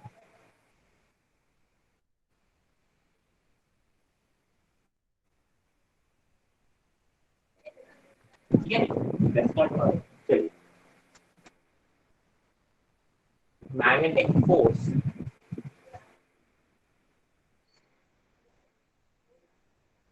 between two infinite state wires, obviously current carrying होंगे, है ना, current carrying wires होंगे, तभी उनके बीच में 2 पोर्ट है। यहाँ पे देखो आप बोलते हो कि सर ये एक वायर है और ये दूसरा वायर, I1 और I2, और दोनों ही कैसे हैं इनफाइनाइट वायर, इनसे आपस में लगने वाला मैग्नेटिक फोर्स क्या हम बात करें। मेरी समझ में आया, आपको क्या बताना है, इनके आपस में लगने वाले मैग्नेटिक फोर्स की बात करेंगे। मैंने कहा सर इनके बीच की जो डिस्टेंस है दैट इज स्मॉल।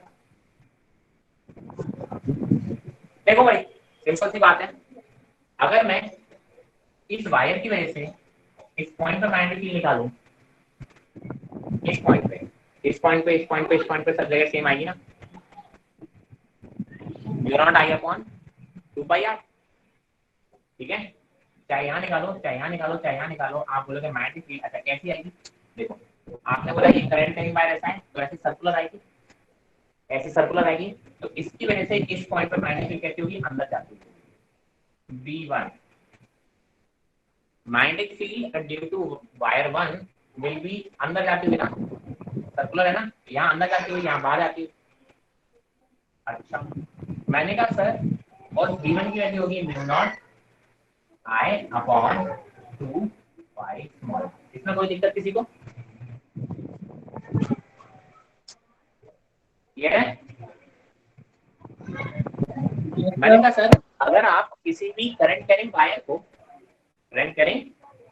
को अगर आप किसी भी मैग्नेटिक फील्ड में रखते हो तो उसमें फोर्स क्या आता है,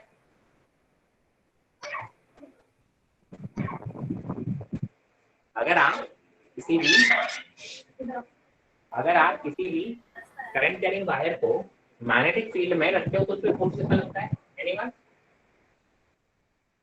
IBL IL क्रॉस B से बोला कर यार, IL क्रॉस B। हाँ आप बोलोगे सर फोर्स की वैल्यू होती है IL vector cross B vector. मैंने कहा मान लो करंट की डायरेक्शन में अपन एल वेक्टर की डायरेक्शन लेते हैं, तो इसकी करंट एल ऊपर की तरफ हो गया, बी किधर हो गया, अंदर की तरफ हो गया, ठीक है। तो आप बोलोगे सर अच्छा करंट फोर्स की डायरेक्शन आपको निकालनी है, बताया था B I L sorry F B I Fleming left hand rule. D I Fleming's left hand rule, right. तो आप क्या बोलोगे, मैग्नेटिक फील्ड यहाँ कैसी अंदर, this is magnetic field, this is current की डायरेक्शन, फोर्स कैसा आएगा देखो इधर की तरफ आ रहा है, तो the force acting on this is in this direction, और इस पे जो फोर्स लग रहा होगा that is equal to I L B. L और बी के बीच में एंगल कितना है, 90 डिग्री आ रहा है। एल ऊपर की तरफ ले रहे हो, करंट की डायरेक्शन में एल वेक्टर लेते हो, और बी अंदर की तरफ है, दोनों बीच में एंगल कितना है 90 डिग्री, तो आप लिखोगे I L B sine 90 degree. मैं इसका फोर्स पर यूनिट लेंथ निकाल लेता हूं बिकॉज़ इट्स इनफाइनाइट रन। तो हम क्या निकाल लेते हैं, फोर्स पर यूनिट लेंथ ये आ जाएगा आई, आई की वैल्यू आई है, एल हमने यहां ले लिया, बी की वैल्यू कितनी आ गई म्यू नॉट आई। अच्छा अब यहां देखो b1 की जो वैल्यू आएगी वहां पे i1 आएगा म्यू नॉट i1 into 2 पाई r। जब फोर्स निकाल रहे हो तो सर उसमें फोर्स में ये i किसका होगा, जिस वायर को आपने मैग्नेटिक फील्ड में रखा है, अपन ने किस वायर को रखा है, i2 वाले को। तो आप बोलोगे sir i2 into mu naught i1 upon 2 पाई r। तो आप फोर्स पर यूनिट लेंथ की बात करोगे sir that is equal to mu naught I1 into I2 upon 2 pi r. This is force per unit length due to I1 on I2. Direction हम already निकाल चुके हैं इस डायरेक्शन में। मैंने कहा सर अब एक काम करो I2 की वजह से इस पे निकालो। मैंने कहा इस पॉइंट पे सर दिखाई नहीं दे रहा मैग्नेटिक फील्ड हो, फिर से मैग्नेटिक फील्ड कैसी हो जाएगा देखो। आप बोलोगे सर यहाँ पे इसकी वजह से यहाँ अंदर जाती हुई यहाँ बाहर आती हुई, यहाँ मैग्नेटिक फील्ड कैसी होगी, बाहर आती हुई होगी, और इस B2 की वैल्यू कितनी होगी म्यू नॉट I2 अपॉन 2 पाई।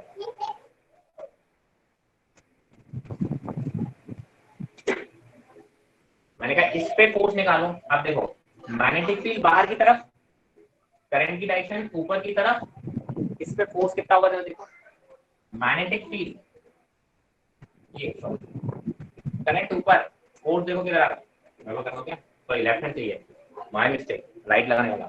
हाँ भाई साहब मैग्नेटिक फील्ड बाहर की तरफ, करंट की डायरेक्शन ऊपर की तरफ, फोर्स देखो किधर आ रहा है, क्लियर है सबको, फोर्स किधर आ रहा है इधर की तरफ। आप बोलोगे सर इस पे फोर्स किधर लग रहा है सर, ये F/2 लिख दो और ये F/1 लिख दो। फॉर्मूले वाइज आप रखोगे BIL वगैरह तो देखो ये भी वैल्यू सेम आएगा, ये जैसे F2/L आया ना ऐसे ही F1/L आएगा, और वो वैल्यू भी यही आएगी mu naught I1 I2 upon 2 पाई r। आना भी चाहिए था सर, एक्शन रिएक्शन फॉलो करेंगे ना यार, एक्शन रिएक्शन फॉलो करेंगे कि नहीं करेंगे। आप बताओ यार ये फोर्स अट्रैक्टिव लगा रहा है कि रिपल्सिव लगा रहा है, सर रिपल्शन। अबे ये I1 इसको अपनी तरफ खींच रहा है, I2 पे जो फोर्स है वो I1 की तरफ है, I1 वाले पे जो फोर्स है वो I2 की तरफ है। फोर्स डायरेक्शन देखिए सर, तो अट्रैक्टिव फोर्स, तो इसमें चार्जेस का ऑपोजिट होता है। If both the current is in the same direction they apply attractive forces. If both the currents are in the same direction they apply attractive forces, and if the currents are in the opposite direction they apply force in the repulsive, मतलब repulsive force बना है। तो आप इसको एक line लिख सकते हो, same current attractive force, opposite current repulsive force, लिख लो इसमें नोट पॉइंट डाल के।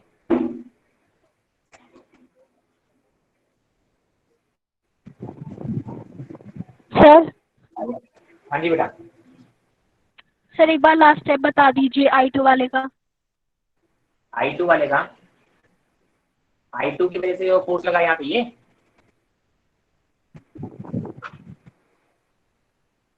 Which one, this one sir जिसकी इन्वर्टेड मैग्नेटिक फील्ड।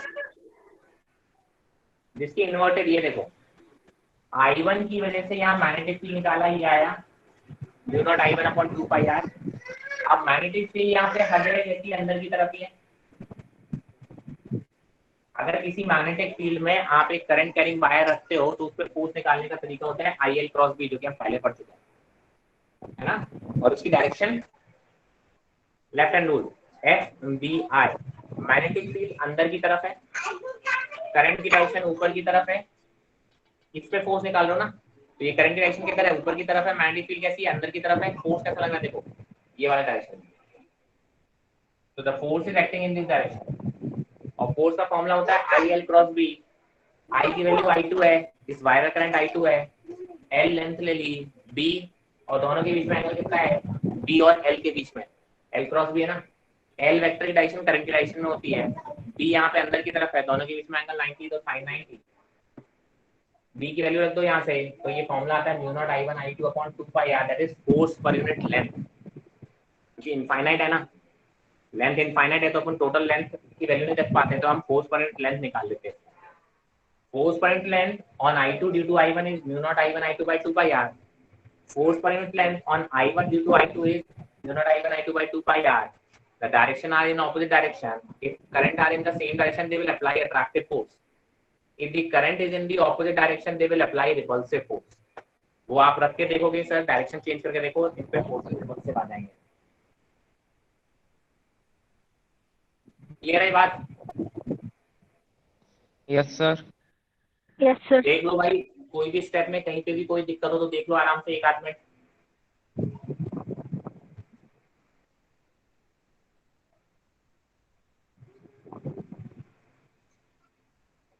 तुम लोगों ने फिजिक्स पढ़ने से मना कर दिया था क्या भाई? मेरी 1.5 महीने से क्लासेस नहीं लगाई तुम लोगों ने।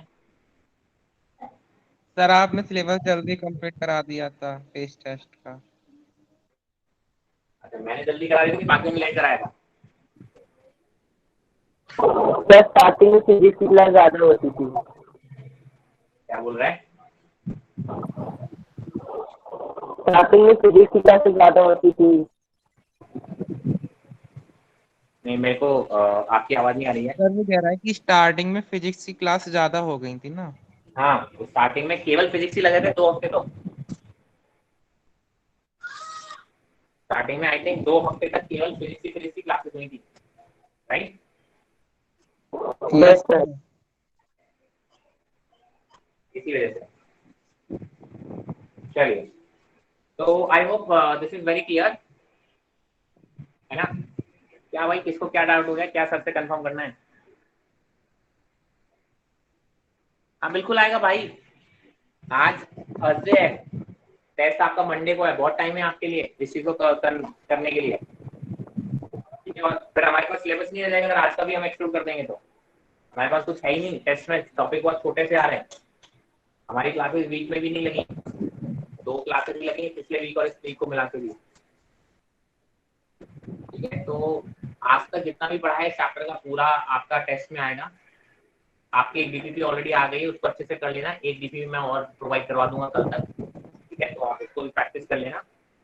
और सिलेबस कम है तो सिमिलर क्वेश्चंस और सिंपल क्वेश्चंस ज्यादा होंगे, सीधी सी बात है ना। तो पेपर अपने आप ही हो जाएगा, कोई दिक्कत? Anyone? All clear? No sir. चलिए then, thank you everyone. Thank you sir. Thank you sir आप कोचिंग कब